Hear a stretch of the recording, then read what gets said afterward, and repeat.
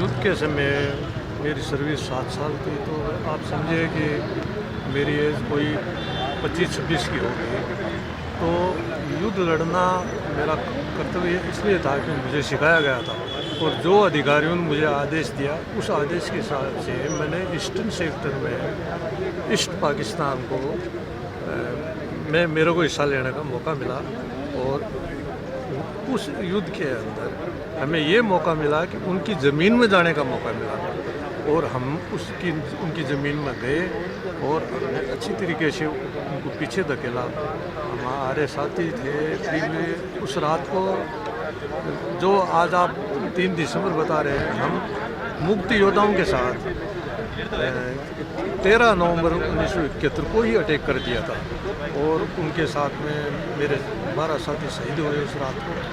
तो हम करीब, हमें वो जो आदेश था 12 बजे ख़त्म करना था 13 नवंबर को, लेकिन हम थोड़ा टाइम हमें ज़्यादा लग गया वहाँ आगे बढ़ते बढ़ते।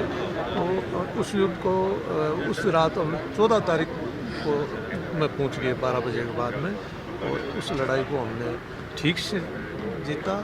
और मेरे समझ में ये है कि मुझे इस बात की खुशी है कि हमें वो जो टास्क दिया मेरे कमांडों के आदेश से मैंने पूरा किया। क्या आपको भी लगता है कि जो लोग वहाँ पर आज भी हमारे सैनिक पाकिस्तान की जेल में बंद है, उनको वापस लाना चाहिए?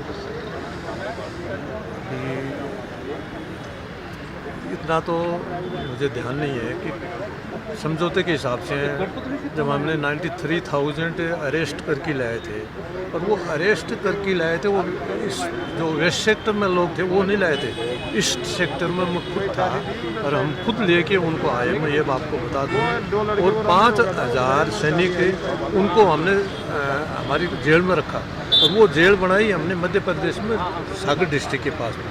उनको बाद में हमने जेल में रखा, उनसे हम काम करवाते थे। हमारे जो टेंट थे वो उनसे लगवाते थे।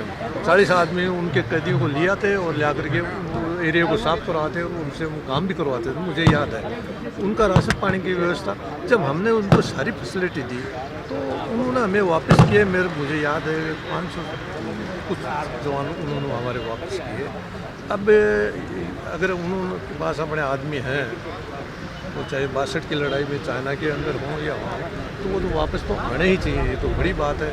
उन लोगों का कोई दोष नहीं है जो वहाँ पे कैदी के रूप में जीवन बिता रहे हैं। ये तो अच्छी तरीके से लड़े थे। उस युद्ध का आपको ऐसा कोई वाक़या याद आता है जब आपको भी डर लगा हो कि ये नहीं होना चाहिए, नहीं तो हम ये युद्ध हार जाएंगे? नहीं, ऐसा कोई वाक़या? ऐसा कोई वाक़या मुझे याद नहीं आ रहा, क्योंकि मेरी सर्विस और जो मेरी एज थी उसके हिसाब से मुझे जो आदेश मेरे कमांडर देते थे वो उससे मुझे कोई शंका नहीं थी, और न मुझे कोई भय था।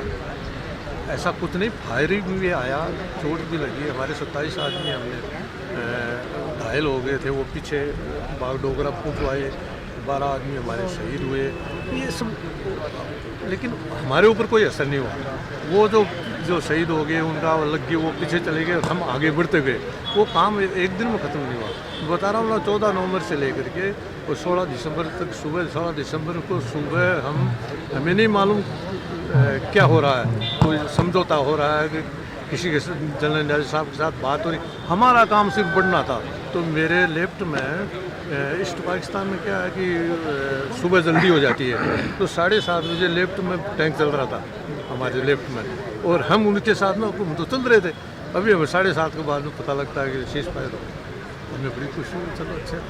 तो आपको आज बड़ी खुशी है कि 1971 का युद्ध हमने जीता और पाकिस्तान को मुंह की खानी पड़ी, और शहीदों की बहुत बड़ी बात है। और आज जो ये फंक्शन हो रहे हैं विजय दिवस के रूप में, मेरा मनोबल बढ़ा, और शायद मेरी बहुत एज भी बढ़ जाएगी। खूबसूरत दिन है आज, जब